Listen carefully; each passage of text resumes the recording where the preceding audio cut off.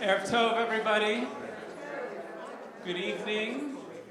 Erev Tov. All right. Good to see everybody. How was Thanksgiving? Filling. Good answer, Bonnie. Good. A filling Thanksgiving. So you're all okay. Good. Well, good to have you here and good to have you back tonight for our first installment of our Dr. Jeffrey Kramer Bioethics initiative this year, which I'll talk more about in a moment. It's good to see everybody here tonight. We're excited to kick off our initiative this year with Dr. Michal Raucher, who I'll give a more formal introduction momentarily.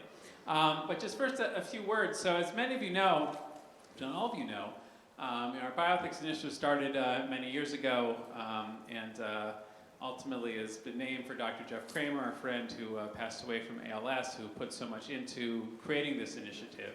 And for a number of years, we've been exploring kind of hot topics, genetics, end-of-life issues, all sorts of things like that, as kind of one hits, with a few things for doctors here and there. This year, we decided to do things a little bit differently, as opposed to looking at a couple different issues throughout the year, kind of as standalone topics, to really try to look more deeply into one salient, important topic within our world, in the bioethical world, and of course the Jewish world as well. And to do that, to engage a scholar who can really help us on that journey throughout the year. And we're so happy to have as our first TBS Bioethics Fellow, Dr. Michal Raucher, who is very familiar to us here at TBS for a couple reasons. One, she has, of course, been here before teaching for Scholar in Residence Weekend on surrogacy on the Bioethics Initiative a few years ago, also speaking on abortion, too, a couple years ago. Before that, Michal was very active at Camp Ramon the Poconos, which many of us know her from, too.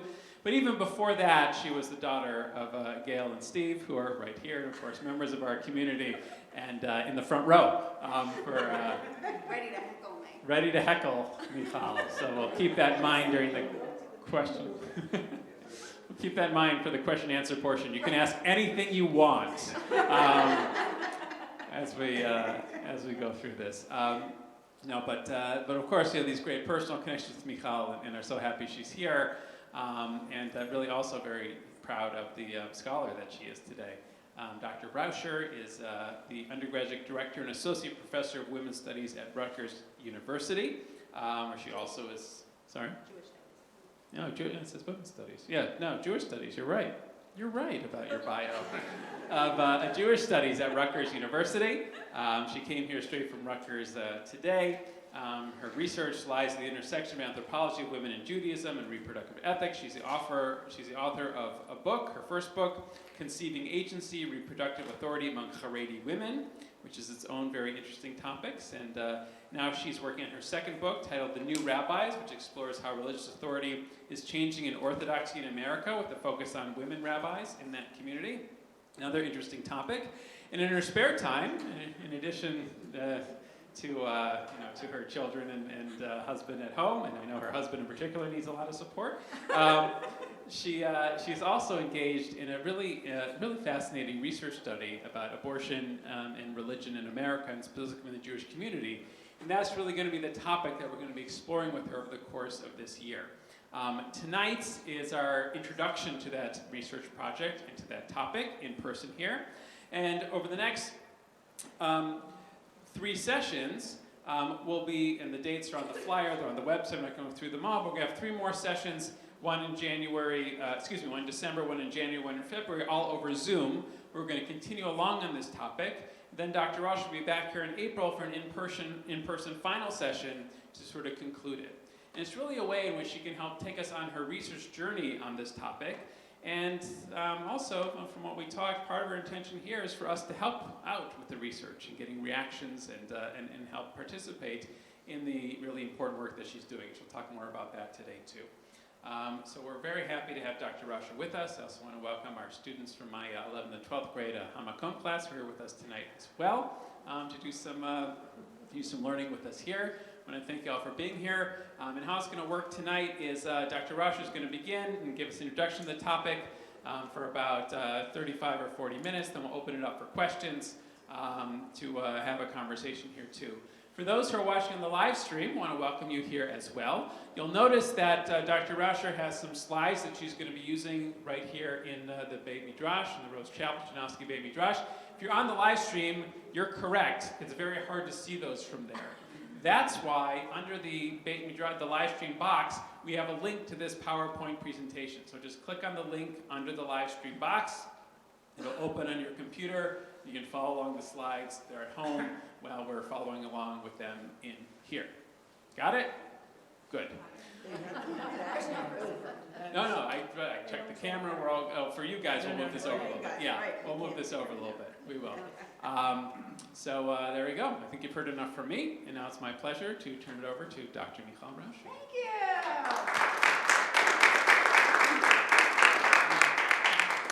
I need that somewhat close. Okay, thank you, Rabbi Peltz, and thank you, everybody, for being here.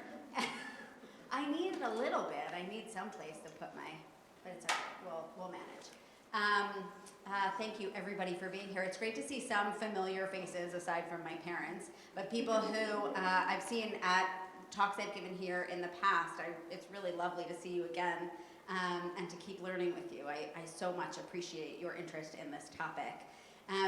I did just come from Rutgers. I was teaching this afternoon. I teach the class on the Israeli-Palestinian conflict at Rutgers.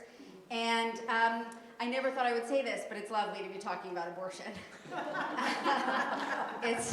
It's much easier right now to be talking about abortion. So I am very grateful for this opportunity. Also because this is really where my passion is these days. And so, as Rabbi Peltz said, I have this new research I'm developing that I'm going to be sharing with you over the next couple of months. Really, it's brand new data. I'll tell you about it at the end. But for the last 4 months, I've been working with a research team interviewing Jews who've had abortions in the United States. And we have brand new data that I haven't even coded yet that I'm going to share with all of you. And you will be the first people to see this data. And to think through it with me, and to think what's significant and what's new, and what more questions do we have. So the idea for tonight is to give a bit of an overview of what we know already about people who have abortions in the United States. There are several major research centers in the US that collect data frequently about abortion patients, about medical centers that provide abortion, all sorts of different things. And those centers are the Guttmacher Institute, which does major research every 4 or 5 years or so and releases information, everything from the ages of people having abortion to why they have abortion to how long they've traveled and how much they paid and all of those things. So the Guttmacher Institute is one. And then there's a center called Answer that right now I'm blanking on, oh gosh, what all the letters stand for, but it's Answer. It's based at the University of California in San Francisco. And they collect a lot of very current research on abortion, so they kind of fill in the gaps for where Guttmacher leaves off. And they in particular have helped us understand a lot more about abortion patients post-Dobbs, which has been very helpful. So I'm going to be drawing on information from those two centers tonight as kind of background for how we came to our study. Because what our study on Jews who've had abortions, the real kind of gap that it's trying to fill in is that we don't really know much about people who identify as religious and who have abortions. And we mean identify as religious really broadly, identify with a religion. We know, and I'll share in a bit, that over 60% of people who have abortions identify as people of faith in the United States. Beyond that, we don't know much more. About 8% of those are non-Christians. That's all we know. So there's a lot that we know about people who have abortions, not a lot that we know about Jews who have abortions. And that, we think, is a real important gap to fill. So that's what the study is going to fill. So tonight, I want to give you the background, kind of what do we know about people who have abortions, and then feed you into what this study is all about. But before I even do that, I want to kind of get a sense from you. You know, we actually do have a lot of myths floating around in the ether about people who have abortions. So I'd be interested to hear from each of you, what are some things you have heard about people who have abortions? If you had to kind of describe a typical abortion patient based on the narratives around us, what might you assume about them? She's a pregnant female. Okay, she's a pregnant female. That was a safe choice. She's pregnant. Great. Okay. Great. Okay. The person is pregnant. What else? Yeah. It can be any stage of the pregnancy from very early on until pretty late stage. Great. There is a narrative floating around that a lot of people have abortions very late in their pregnancy. Okay? What else? That most people have abortions because it's an unplanned pregnancy. Okay? Maybe the narrative is that most people are having abortions because it's an unplanned pregnancy. Okay? What else? If the fetus isn't viable. Okay, another reason might be that the fetus isn't viable. What else do we know? Yeah, or think we know? Having a difficult time supporting the family they have. Okay, so maybe the people having abortions are already having a difficult time facing, supporting the families that they have. Great. What else? Michelle. That people who have abortions are using it as a form of birth control. Good. So we often hear this myth that people who have abortions are using it as a form of birth control. Okay? What other myths are circulating about people who have abortions? For a long time, oh yeah, go ahead. Maybe that they didn't want to be pregnant in the first place. Yeah, maybe they didn't want to be pregnant in the first place. Okay, they got pregnant accidentally. What else? There has been talk in the past in the black community that it's a way for the whites to control the black community. That abort. That they use abortion to abort black babies to keep the population in control. Good. Okay, so a myth that black people are having abortions at higher rates because white folks are trying to limit reproduction among black women. Okay, good. What other myths? That for all women it's a very difficult decision. Great. Okay, a myth that for all women it's a very difficult decision. It's a very, you're very conflicted about it. People often say that people regret having abortions, right? Or they feel bad about their abortions. Okay? What else? Anything else? Yeah. Lack of access to birth control. Okay, maybe they're having abortions because they can't access birth control. What else can I think of? Who has abortions more? Poor people, rich people? Generally people who can afford it. Generally people who can afford it. Any guesses about how much an abortion costs? No guesses? No myths? No? Okay, we'll get there. Yeah. It was a guess, only because I worked at a clinic. Oh, yeah, okay, fine. And that was many years ago. Oh, okay, so I'm very interested. Many years ago, what did it cost? $175. Wow, inflation is crazy. $175 it cost many years ago. When was that? God, I haven't been, when we lived in Maryland. Whatever that It's is. about 40 years ago. 40 years ago. Wow, okay. And the clinic I worked for was bombed to the ground. Wow, that's terrible. The clinic you worked for was bombed to the ground. Okay, so Red Cross. there are a lot of stories. Another one maybe is perhaps that somebody just like wakes up towards the end of her pregnancy and just decides she doesn't want to be pregnant anymore, and she just terminates the pregnancy. She goes to get an abortion. This is another myth that surrounds people who have abortions. I think another myth is that doctors are performing, quote, live birth abortions where the fetus would actually be live. Great. Okay, live birth or post-birth abortions, I've remember? heard that term. People used to refer to that as well. Or late-term abortions, right? We hear that as well. Okay, so let's talk about some of these things. All right. So who has abortions in the United States? This is a wonderful graphic from the Guttmacher Institute. Oh, good. Okay. So about 1 in 4 women will have an abortion by the age of 45.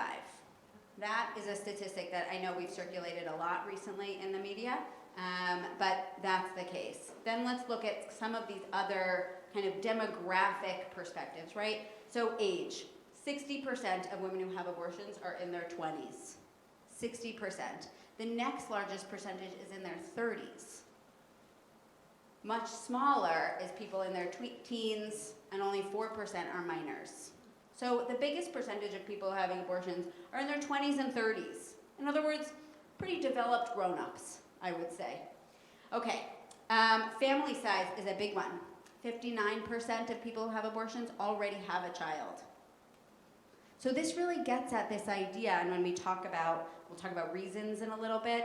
A lot of the reason people have abortions, one of the most common reasons, is that they're taking care of other children, right? And they can't afford to take care of another one.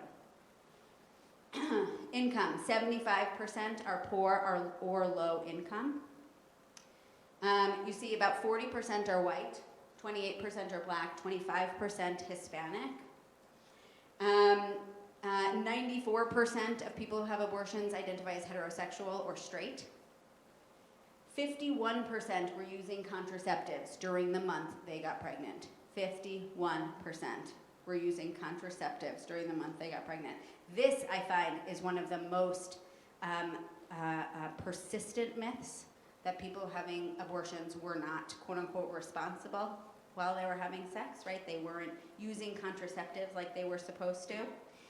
Actually, what we found, and this is through research I did previously and research we're doing now, is that contraceptives are not very reliable. They're not as reliable. They have a pretty big error rate, a failure rate, and the longer somebody is using a contraceptive, particularly a hormonal contraceptive, the efficacy rates go down. So after a couple of years of using the hormonal birth control pill, which is considered one of the more reliable forms of birth control, right, the efficacy goes down and it's more likely you'll have an unplanned pregnancy during that time, in addition to the fact that there are a lot of medications that counteract contraceptives and all these other reasons. The other 49%, what we found in interviews, what researchers have found, is that people either weren't expecting to have sex at the time, or they have a real trouble, they have problems accessing contraceptives. So contraception, so really one of those myths is people were irresponsible and that's why they got pregnant. And when we drill down at some of the reality of why they got pregnant and whether they were using contraceptives, we realize the story is a lot more complicated.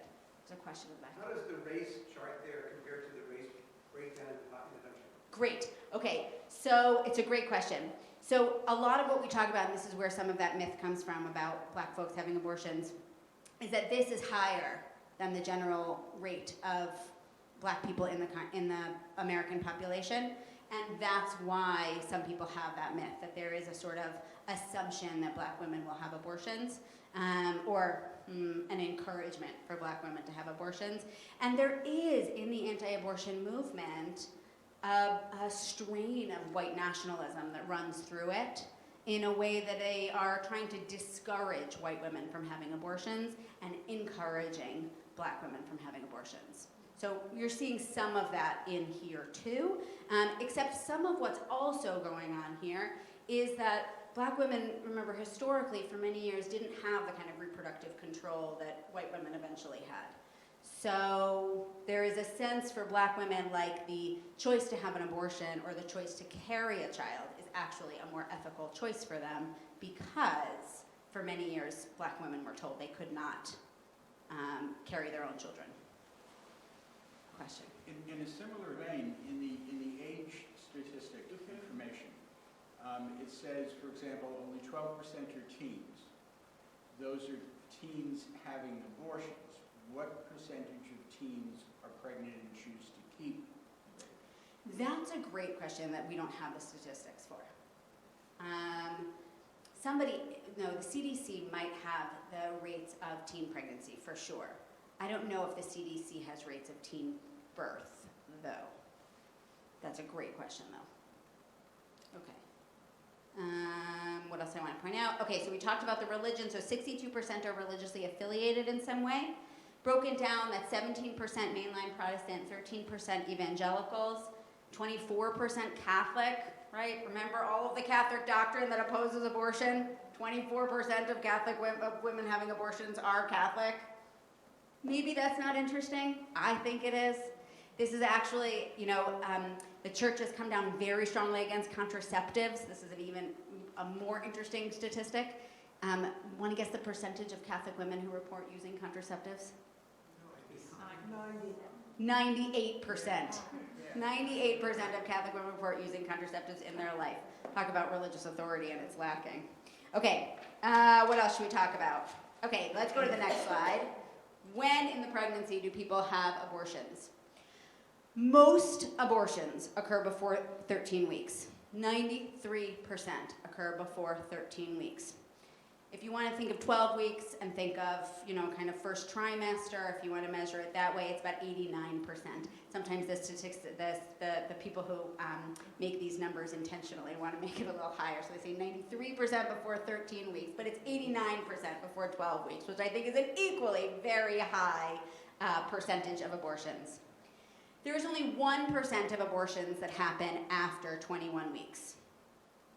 1% of abortions happen after 21 weeks, and there are only 3 providers in the United States that actually provide abortions after 28 weeks.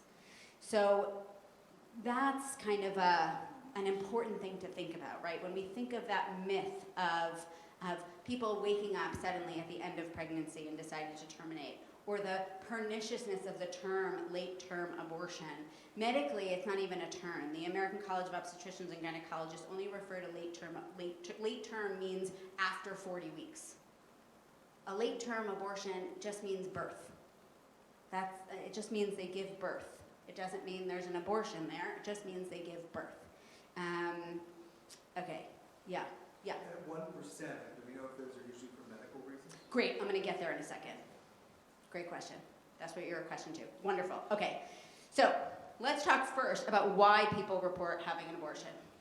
So there's this wonderful, and I just want to kind of preface this with, for a while, the research groups were focusing a lot on why people were having abortions, in part because there was so much discourse vilifying people for having abortions, quote unquote, on demand. So what does it mean to have an abortion on demand? It usually refers to somebody who just didn't want to be pregnant. I shouldn't say just. They didn't want to be pregnant. But that's usually what we refer to when somebody's talking about abortion, quote unquote, on demand. So for a while, the research teams were really interested in exploring, okay, what are the reasons that people have for having abortions? So we have all this wonderful data, and I'll go through it in a second, but it's interesting to know that there has been a shift in the research. Not in my research, we're still tracking this because we're early on, but there's been a shift in thinking about the fact that the reasons don't really matter. And during the Q&A, we can definitely discuss whether the reasons matter or not, right? But the bottom line that the research groups are trying to get across is it doesn't really matter why people are having abortions. It is a medical procedure. The reason doesn't matter. Somebody is pregnant, they don't want to be pregnant. That's the reason. Okay, so here's what we know though. We know a couple of things. One, the reasons overlap. So when people are asked why they have abortions, there are usually multiple reasons given. So some of the most frequently given reasons are having a child will interfere with their education, their work, or their ability to care for dependents. 73% of respondents to a big national survey reported that that was one of the biggest reasons why they were having an abortion. Another reason was they could not afford a baby. Childcare costs are high. They could not afford a baby. They had no desire to be a single mother, or they had relationship problems. This is a big deal too, right? In other words, maybe they were in a relationship with the person who got them pregnant initially, and then during the pregnancy, it fell apart, right? There was no longer a relationship there. Those are some relationship problems. Also encompassed in relationship problems is a violent partner, an abusive partner in some way, okay? Maybe they completed childbearing. That's 40% too, right? Think of all of those, that 60% of people who have abortions after they've already had at least one kid. They're done having children, they have no desire to have more children, they've done their duty, they're happy. Smaller reasons are problems with the fetus or maternal health, right? 13% and 12%. This is a minority of the cases, right? At most, this is 25%. You may notice that rape and incest are not on here. Rape and incest account for about 1% of the situations. They occupy a lot of our news discourse on abortion, but they actually reflect just a tiny percentage of abortions. It might be that that number is not accurate, and this is why. Because people are not always reporting rape and incest. They have very low reporting rates. And also that when people report rape and incest, there's a high degree of not believing them. So, and even now what we're seeing is doctors are expected to interrogate patients about whether they were actually raped before they perform an abortion. So the number may not be accurate at 1%, but it's what we have. Yeah. Now, is that specifically U.S.? Yes. So This is all U.S. based. no comparison to countries like Sweden that provide. Right. services? Great question. I don't have that data with me tonight. Great question. Yeah, this is all U.S. based. Does the data, and maybe there's not enough time with post-Roe America, that when it, like, was there a big gap or discrepancy between what it looked like when it was legal and now? Another wonderful question. Okay, so a little bit later I'll talk about the numbers of abortions that are performed. And the bottom line is the number has stayed the same, pre-Dobbs and post-Dobbs. And we'll talk about why that is in a minute. We don't know yet whether these reasons have stayed the same. And in part that's because all the big research groups have stopped tracking this, which is kind of really sad. But we have some indications of something else that I'll get at in a minute. Yeah. So these are people who got abortions. Yes. What happens if you include people who considered abortion and didn't have it, even they changed their mind, or they had no access? Great. Okay, so we don't have good information on people who changed their mind, but we do have good information on people who were denied abortions, and I'm going to get to that in a few minutes. It's a great question. Okay, I have a couple quotes here from some of the qualitative data, but I think it's really just rich. It points out the kind of ways in which these issues overlap for people, these reasons overlap for people. So here's a mother of two below the poverty line who reports, neither one of us is really economically prepared. For myself, I've been out of work for almost 2 years now. I just started, receiving benefits from DSS and stuff. And with my youngest child being 3 years old and me constantly applying for jobs for a while now, if I get a job, I'm going to have to go on maternity leave. And with the father, let's just say with 4 children, I don't think he needs another one. So there's a couple of overlapping issues here, right? There's the economic reasons. There's the starting a new job reasons. There's the already taking care of other children reasons, right? All these things are overlapping in this person's explanation for why they're having an abortion. And I won't use the word justification, because justification implies that there's something wrong with her having an abortion and that she needs a reason that is justified in order to have the abortion. But we'll talk about reasons. So here's another one. I'm on my own, and financially and mentally I can't stand it now. This is one whole reason. It's a sin to bring the child here and not be able to provide for it. This is just in the best interest for me and the children. No, my children and this child. This is a 19-year-old with 3 children below the poverty line. She's already got a really rough life, right? A challenging life. Here's another one, a 30-year-old with 2 children below the poverty line. It's not a coincidence that so many of these stories are from people below the poverty line. 75% of people who have abortions are below the poverty line. One lower-income divorced mother said, "There is just no way I could be the wonderful parent to all 3 of them and still have enough left over to keep the house clean and make sure the bills are paid and I'm in bed on time so I can be at work on time." It's impossible. There's so much relatable about so many of these concerns when you hear them in a really kind of human way. Okay. Question? Yeah. Your statistics, are those based solely on surgical abortions or surgical and medical? And is there a difference in the distributions? These are great questions. Okay. The statistics are based on both procedural and medical abortions. There's a move not to call them surgical anymore because it's not surgery in most cases. It's an aspiration or a dilation of uterus, right? It's not a surgery per se. I think so procedural and medical. These results reflect both. The statistics don't differentiate between those. I'm going to get to those, some of the interesting things we're finding about medication abortion in a few minutes, though, because there has been a significant increase in the use of medication abortion. Okay, wonderful. These are great questions. You guys are like on fire. Question? Yeah. Do they still call it DNA? I think so, but I think it depends on when in the pregnancy in order to call it DNA. You need a medical. I'm not that kind of doctor. But I've seen that in the literature. I'm just not sure when it refers to. Yeah. when we're talking about abortion, are we talking about actual, like a fetus development abortion, or also things like an ectopic pregnancy, which, you know, requires like a medical abortion? Great question. There's also some people, actually, right, a miscarriage medically is referred to as a spontaneous abortion. And if you have a miscarriage, in other words, if there's no fetal heartbeat and the miscarriage has not passed yet, then you have a missed miscarriage, and then you need to perform an abortion to get it out, right? Right. This data is only for, well, the language is so messy here. Intentional abortions, not ectopics, which are considered medically required. Although we don't have good data on like the states that have abortion bans. This is one of my persistent questions right now. We don't have good data on whether the states that have abortion bans are also restricting access to treatments for ectopic pregnancies. We only have some anecdotal stuff, but yeah, it's a great question. But all of that data is for people who are making the decision to have an abortion. Let's say that. Okay. Okay.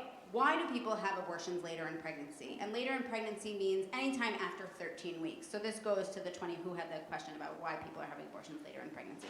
Okay, there are two reasons that we found in some recent research, qualitative interviews with people who had abortions in multiple states, from 2 different states, interviews that revealed there were 2 reasons. One is new information. So, for instance, Kara learned in the 3rd trimester of pregnancy that the fetus had a serious health issue. That's new information. This information was unavailable earlier in the pregnancy. As Kara explained, brain development happens so much in the last 2nd trimester and early 3rd trimester that they really could not confidently tell us more at the earlier scans. So that's new information. The other thing that might go into new information is the kind of thing I was describing earlier. My partner no longer wants to be my partner. I now cannot afford, right? I'm in my 20th week. I now cannot afford to take care of this child on my own. That's new information that goes in there too. So new information is one kind of subset of people who have abortions later in pregnancy. The second is trouble accessing abortion. This is becoming a much bigger issue now with abortion bans in so many states. Victoria, a pseudonym, explained, my boyfriend was working odd jobs and I don't have a job and we were homeless on the street. So I mean, we really, we would have definitely tried, and we, did try, but there was no way that we could get a couple $100, let alone $1,000, 1,000, if not more. The problem with the trouble access, one of the problems with the trouble accessing abortion is that later in pregnancy, the cost goes up, which means the goalpost gets moved, right? If you're saving up $500 for an abortion in week 12, but you can't get into a clinic until week 14, the cost of an abortion is now $750 or $1,000. There is no consistency across the clinics for how much an abortion will cost. Many insurance companies won't cover abortion. We know that Medicare and Medicaid federally don't cover the cost of abortion. So a lot of things have to align in order for somebody to be able to access an abortion if they live in a state where it is not accessible. All right, now we're getting at how many. Is there a question somewhere? No? Okay, let me see what time it is. My goodness, there's so much to do. Okay. Okay, there are approximately 1 million abortions in the US every year.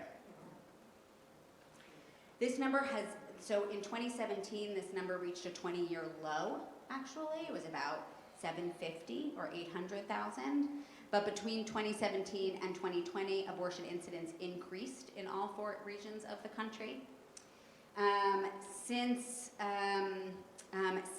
Dobbs, what we've seen is that the overall number of abortions hasn't changed. It's just that it's gone down in certain states and gone up in other states, almost 1-to-1. So in the states where there's been low access to abortion, it's gone down about 120,000 abortions in those states. And in just a few months, it went up about 120,000 in other states. So it, states. What? Adjoining states. Yeah, sometimes adjoining states. But I know anecdotally from people in New Jersey, right, that the clinics are more crowded in New Jersey, that there is a longer wait time in New Jersey because thankfully New Jersey is an access state, but we are proximal to states that are not. And we are getting patients from Ohio, and Pennsylvania, and, well, maybe not so much anymore in Ohio, but we were in Ohio. Where else? Florida, Georgia. People are traveling hundreds of miles. Okay. All right, methods. Okay. Here's a number. So here's a kind of your interesting 2017. So here, this lower line, this dark blue line, shows us the number of medication abortions. So the medication abortion indicates, right, reflects this combination of 2 pills that help expel the fetus. And it was still the case for a long time. It was the case for a long, I mean, medication abortion was only available for the last 20 years or so. So since the 70s, the dominant procedure has been procedural abortions, or what some people call surgical abortions. They're done in clinic. The number of medication abortions has been steadily increasing over the last 20 years, though, such that in 2017, they reached this high of 340,000 of the 1 million abortions. Now, actually, in recent research since Dobbs, the majority of abortions are performed through medication abortion. This number started increasing significantly during COVID because of the rise of telehealth services, and so doctors could prescribe medications and people could pick them up. It has also been the case that as more states restricted abortions, there are companies that have stepped in, one in particular called Aid Access, which ships abortion medication from overseas for $120. You can get a set of pills that will help you terminate the pregnancy, and they have medical staff that will meet with you over telehealth or consult with you if you need, and walk you through the abortion process. So those kind of private companies have stepped into the void. And as far as we know now, those kinds of things are still legal in even states where there are abortion bans, but people are still fearful. We don't know, we don't have like a test case of somebody in Texas, for instance, right, being 8 weeks pregnant and getting abortion pills shipped to her. Whether there will be any prosecution, we don't know. And because it's a vigilante system, who knows? How late in the pregnancy? Great. The medication abortion has been approved by the FDA for up to 10 weeks. But a lot of doctors I've spoken to say it's safe for 12 weeks. Yeah. Is that decrease in abortions attributed to Obamacare? It's a good question. I'm not sure what they attribute it to. It could be that there was a kind of increase in the use of contraceptives. But it's a good question. I'm not sure. Right. But that's our low. Since 2017, it's gone up. All of these metrics have gone up since 2017. So, yeah. Do these statistics encompass all abortions or just legal abortions? I assume that, like...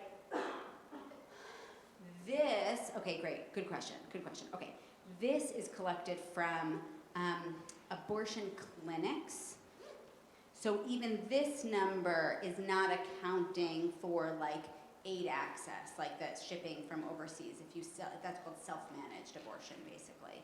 But these numbers are all collected from clinics. So like the Guttmacher Institute and Answer and this other organization called We Count has a regular contact with the many clinics in the United States and abortion providers in the United States, and they're reporting their numbers to them.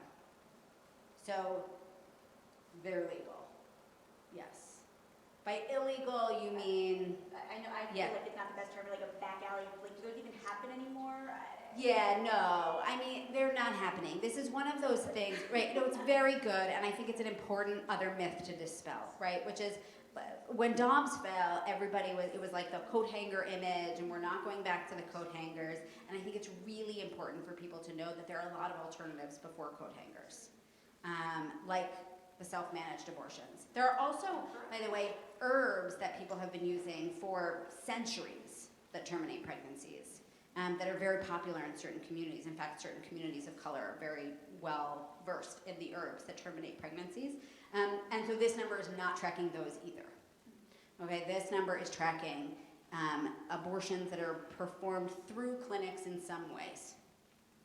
Okay, great question though, right, yeah, okay. What else are we gonna do?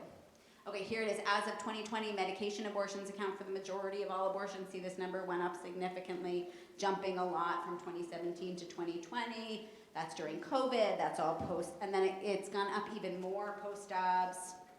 Okay. All right. So this is a great. I'm not going to focus too much on this because I want more time for questions. But this statistic is this map is telling us how the change in the number of abortions. So as you're in these blue colors, these are states where the number of abortions since Dobbs have gone down. If you can see, right? I mean, it's kind of logical. In states that have made abortion illegal, the number of abortions have gone down. But, and then there, you can see the states that are more red are states where the number has gone up even more significantly. So California has experienced a very big jump in abortion provisions. Illinois, North Carolina, Florida even, New Jersey's in the orange. So that's how you see kind of how people are accessing abortion. And one of the things that people are very attentive to right now, I can't remember, let me see. If I go this way, yeah, great. How far do people have to travel in order to get an abortion? So in 2014, 65% of abortion patients traveled less than 25 miles. That's pretty good. That's not bad.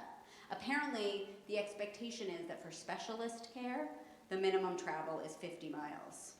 I didn't know this, but that's apparently a wide expectation for specialist care. So the fact that 65% were traveling less than 25 miles. Post-Dobbs, 30% traveled more than 50 miles. In 2014, that was only 10%. So a third of patients are traveling more than 50 miles for their abortion. Twice as many women now than in 2014 travel more than an hour to get an abortion. Residents of the South face the biggest jump. In states where there are 6-week bans, people are traveling up to 4 hours to get an abortion.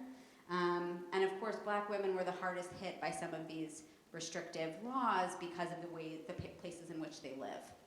The concentrations of Black populations and where they live, and the distance traveling. And don't forget, right, that all of these travel times affect whether people can access abortion at all, right? So if you're thinking about if a state has wait times, if they require 2 visits before performing an abortion, all of that adds to the cost of the abortion as well. If you have to travel 4 hours to get the abortion, and then there's a recovery time, you may have to take 2-3 days off. If you're a woman below the poverty line who has kids at home, right, just think about all of the ramifications, the extra child care, perhaps the loss of work, the loss of salary or pay, right? All of those ramifications that result from these bans and the extended travel time. And this is a map, oh, I love this one. The Guttmacher updates monthly. This is a map of the United States and the policies that exist. They have a whole way of judging what makes a state the most restrictive, very restrictive, some restrictions, protective, very protective, or most protective, and so they've divided it up. So you'll see all of these very purple states that are very protective. I mean, look at this, a woman in Louisiana, how many states she has to cross in order to get an abortion is almost unfathomable, right? So Alabama, Arkansas, I mean, these are just such wide swaths of the country where abortion is not so available. Even these yellow states, right, are a challenge.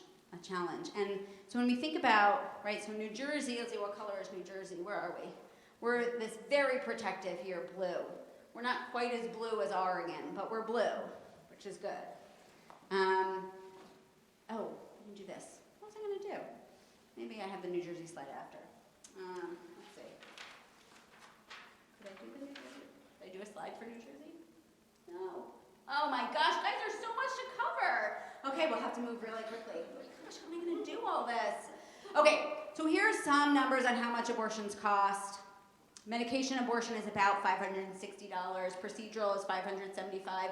Once you're in the second trimester after 12 or 13 weeks, it jumps to about $895.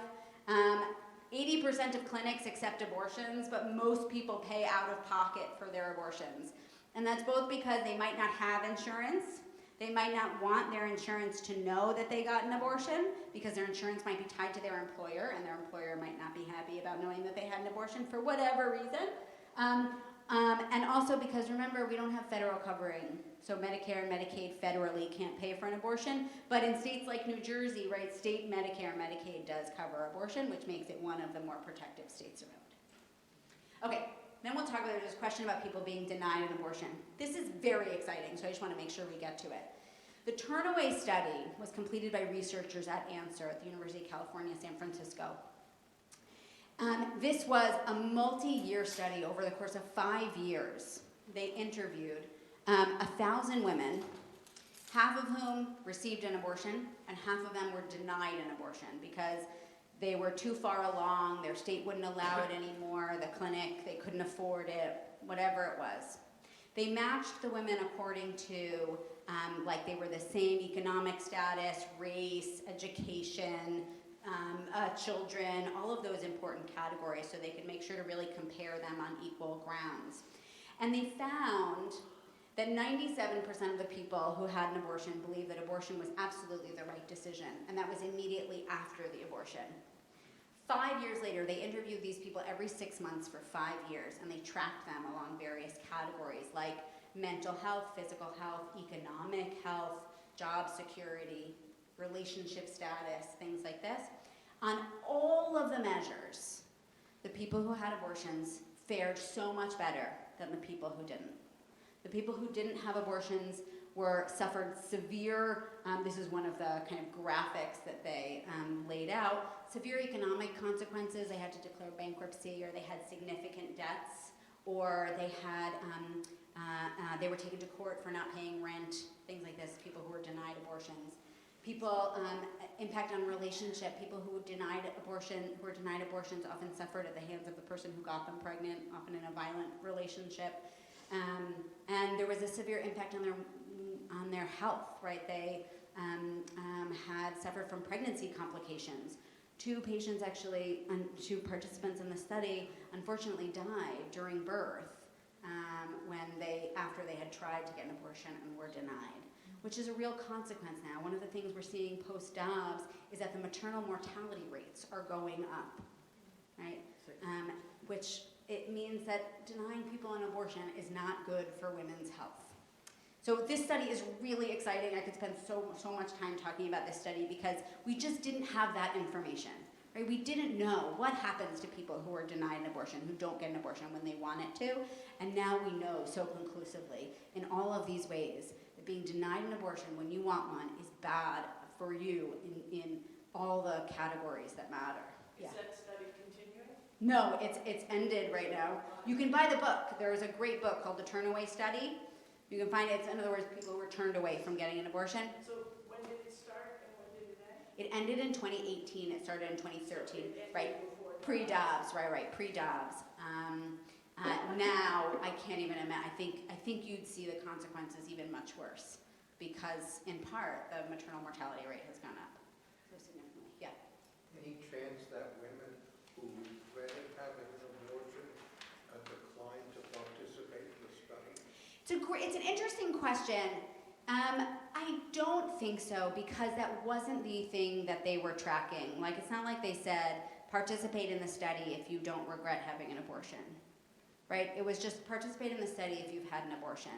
And so I don't think so. It also tracks with other research that we've done about people who've had abortion that the regret rate is just so low. It's 1% of people who regret having an abortion. And oftentimes when you get to the qualitative, when you get to hearing their narratives, it's often that they were forced into having an abortion by either a partner or a parent or something like this. So, so the data is confirmed by multiple studies, which is why partly why it's reliable. Yeah. Okay, let's see. What else can we do? Oh, can you do that again? No. Okay, there we go. Here's New Jersey. Okay. So, abortion policy is currently in effect in New Jersey, if you don't know already. Abortion is not restricted based on gestational age. In other words, abortion is permissible through the end of pregnancy, but remember, we're talking about 1% of abortions happening after 28 weeks, and I don't even think any of the providers, remember there are 3 providers in the US that provide abortions after 28 weeks, and none of them are in New Jersey. State Medicaid funds cover abortion, that's great. Private health insurance plans are required to cover abortion in New Jersey. Qualified healthcare professionals, not solely physicians, can provide abortions. This is actually a really big change that Dobbs brought about, that there was an expansion in the people who were able to provide abortions. So in some cases that means nurse practitioners or physician assistants can provide abortions as well, which often means prescribing medication abortion. They're not providing procedural abortions necessarily. And the state has a shield law to protect abortion providers from investigations by other states. And this may cover patients and support organizations, meaning a person comes from Texas to New Jersey to have an abortion, and New Jersey protects them from prosecution in Texas.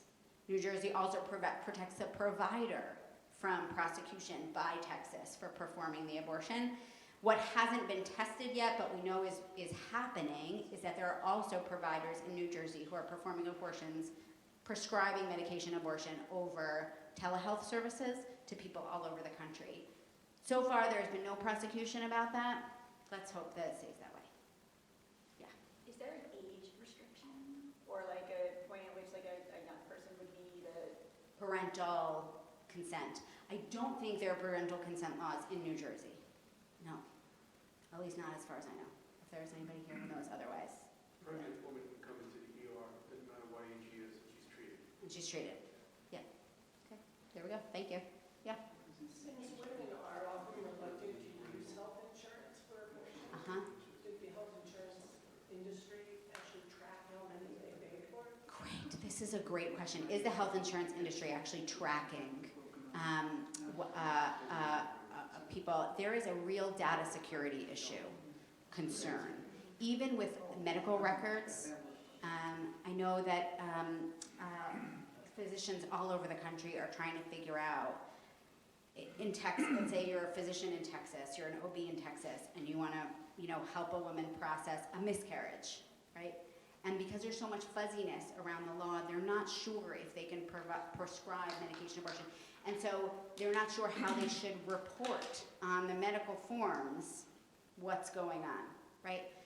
There is a real concern over data security that has not been fully addressed. There are organizations that are trying to think this through, and there are medical organizations that are really trying to give advice to people, to physicians who are performing abortions.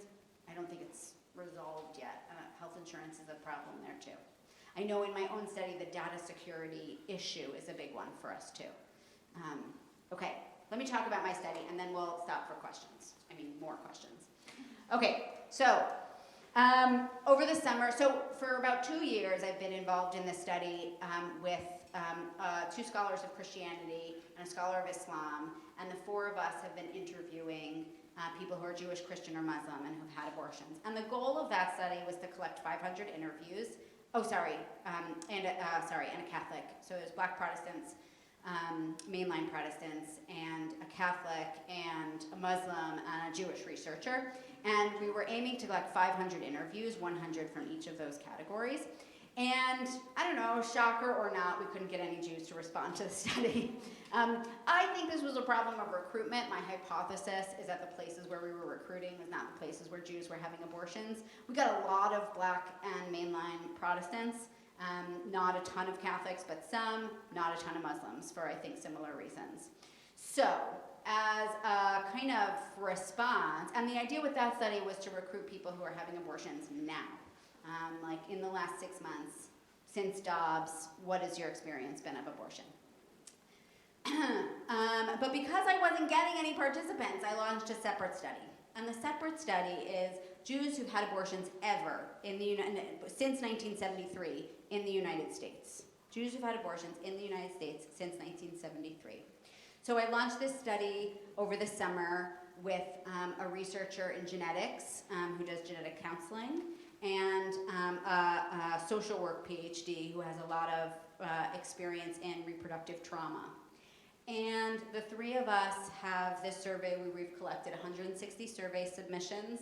And in the survey, folks are given the option to participate in an interview with us.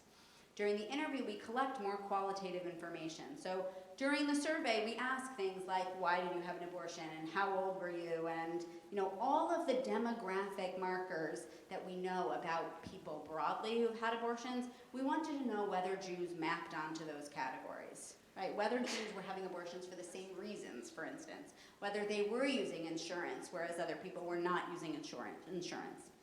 So we've done the survey, and from the survey, over 100 people volunteered to participate in interviews. We've been able to interview 96 people who've had abortions since 1973 who identify as Jewish. So this is really exciting. This is the first study, it's the biggest study, it's right now the only study of Jews who've had abortions in the United States. And this is the data that I'm gonna be thinking with all of you about over the next few sessions. So I will stop there. I talked longer than I said I would, but y'all interrupted me with questions, so I think it's fair. Okay, yes. How did you define Jewish, Protestant? I mean, these are people who you call them Orthodox, conservative, they're observant, they never go to shul. Great question. This is something that my research team is thinking about right now. So we did people who identify as Jewish. For the most part, most of our survey respondents, I'd say roughly about 75%, are somewhere in the liberal range. So that's everywhere from unaffiliated through conservative. We ask them both, what movement did you grow up with, if you grew up affiliated with a movement, and what movement did you identify with in the year prior to your abortion? We asked them those two questions. We also asked them a series of questions about kind of how they explored their religious identity. So how often did you light candles in your house growing up? How often did you attend synagogue? These are markers that we take from other big studies of Jews that mark both personal private observance and communal observance. And then within communal observance, there's both communal religious observance and communal cultural observance. So we've got a bunch of different markers. We have a quantitative researcher of Jews in America, in other words, somebody who does surveys a lot. She helped us design the survey, and she's working with us now to think through how we actually map people onto categories. Because even though about 25% of our respondents identify as Orthodox, there's even a big range within Orthodox, right? Some people grew up going to an Orthodox shul, but they never lit candles at home, they didn't keep kosher, these kinds of things. So they would check Orthodox on the box because that's how they grew up, that's how they identified, but their observance indicates all that. And these things matter because, why do these? So that's one thing. So we're really trying to work on a religiosity scale, where we'll have basically, we won't identify people by movements, but rather by very religious, moderately religious, not religious, things like this. And the reason why the religiosity even matters is because there has been one study of the role of shame vis-a-vis religion when it comes to abortion.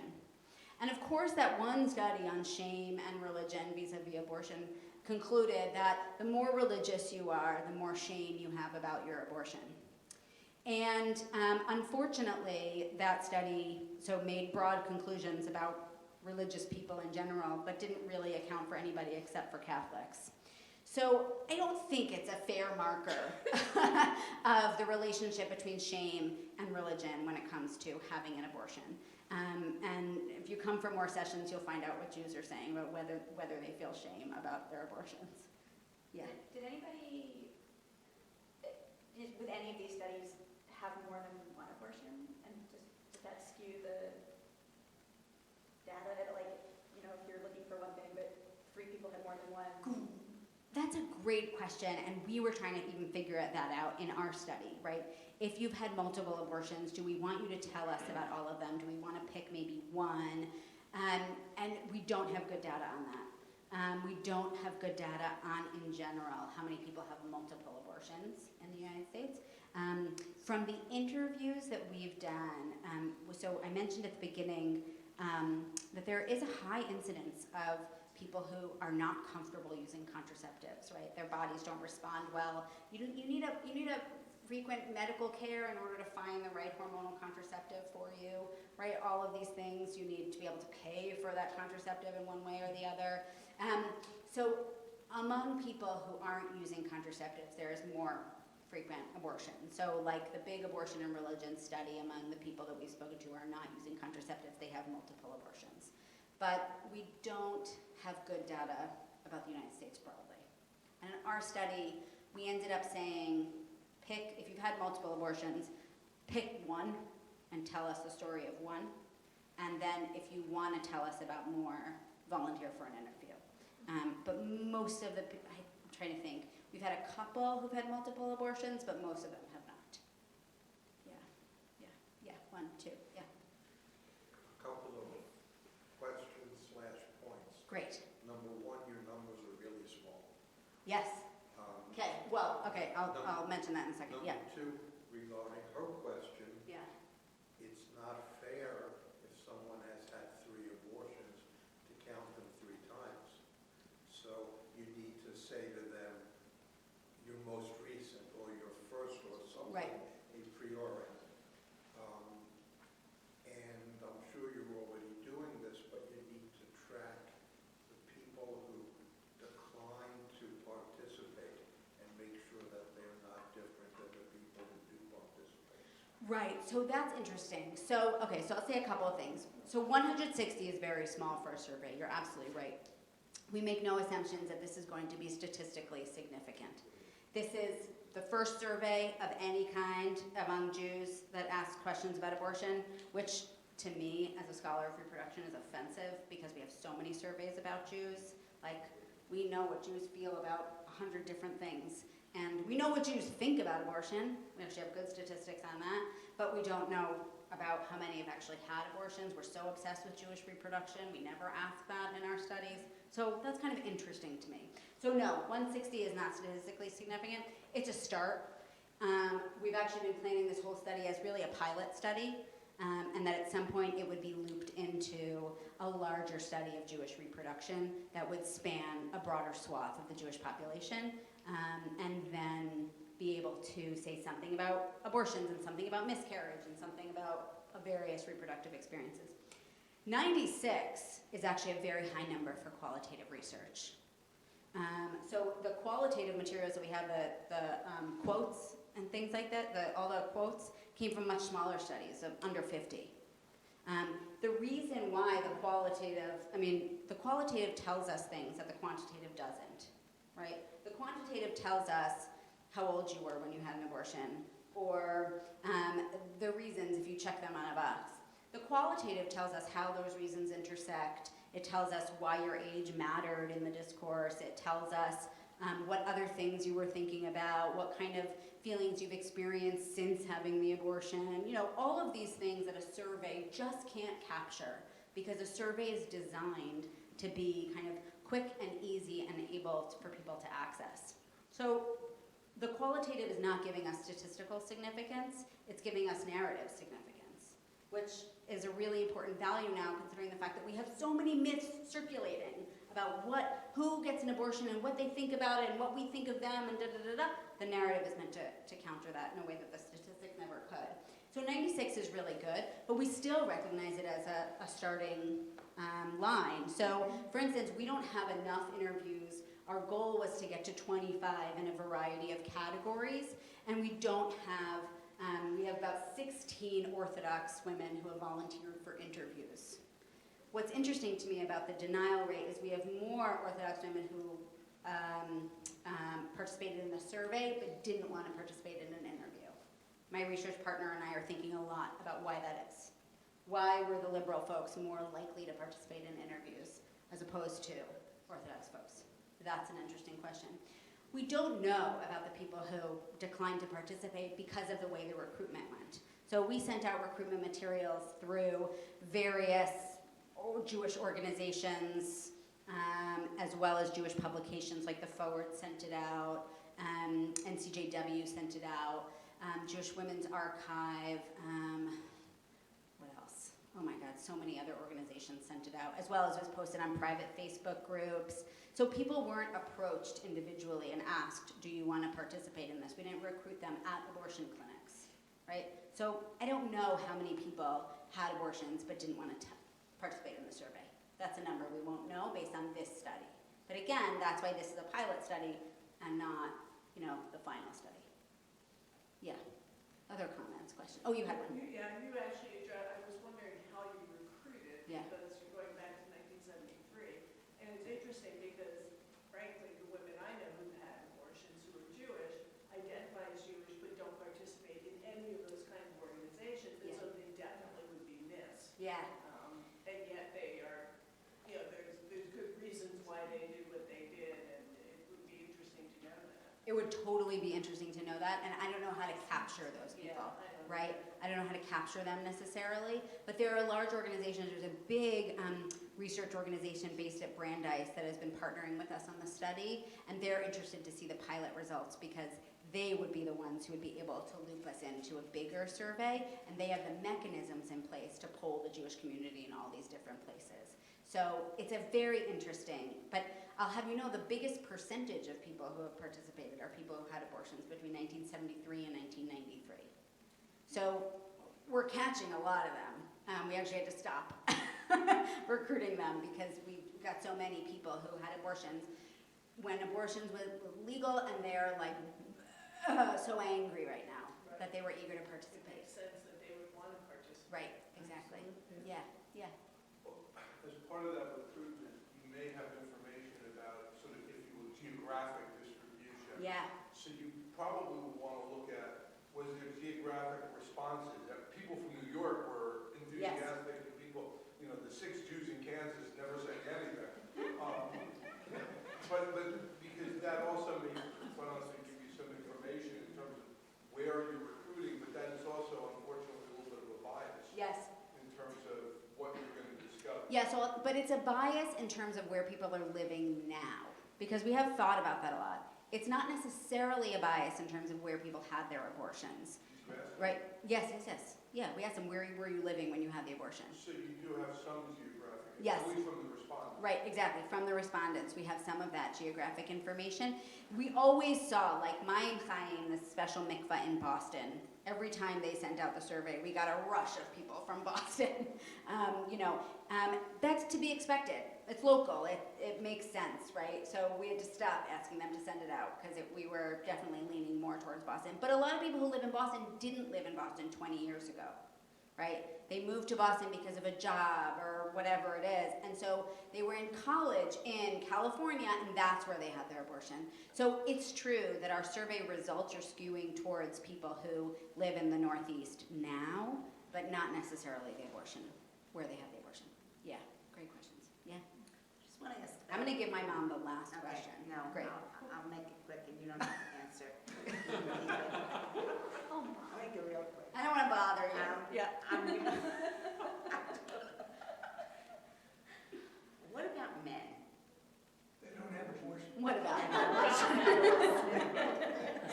That's it. That's the whole question. Well, It's a rhetorical question. what role That's why do you men have to play? Yeah. And how do men feel about it? And Jewish men? And what are their reasons for wanting their partner to have an abortion or not? Right. It's a great question. It's a really great question, and it is not something that we surveyed, right? It is a part of, so there is this whole part of this larger Jewish reproduction study that I envision for the future that does track those things too, like men's reproductive decisions and how they're making reproductive decisions and what it means to them to think about their partner and their life and things like this. We know from polling of Jews broadly that within the Jewish support for abortion, and Jewish support for abortion is in the 80, 90, 83% or so range, 80, 83% widely in the United States, Jewish support for abortion, what they say for all reasons, for all or most reasons. I don't know what people think about reasons, but they say for all or most reasons is the polling question. It's a terrible question, but that's the question. And we know that Jews are overwhelmingly supportive of abortion. And we know that when that's broken down by gender, that it's almost equally divided, right? That men are just as supportive of abortion as women are. which is significant. But that's about all we know. Yeah, I mean, I need a research team. If you want to work on my research team, I have nothing to pay you, but you're welcome to come and ask questions. Thank you for being here. I really appreciate it.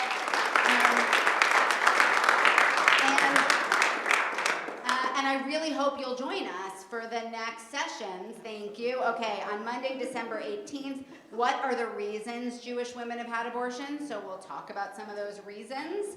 I'll bring some of those very rich quotes. On January 24th, which is a Wednesday, we're going to do how do differences in Jewish affiliation affect women's abortion experiences. So there you'll get sort of a religiosity scale and talk about how different people, Jews of different religious affiliations, report their abortion experiences. And then Wednesday, February 28th, what is the same and what is different about having an abortion in 1973 and 2023? So there we'll get some of those interesting from people who've had abortions, their reports of what it's been like for the last 50 years. Okay, and then finally, where do we go from here?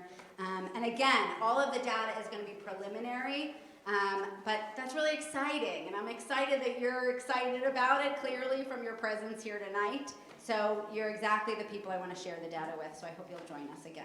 Thank you.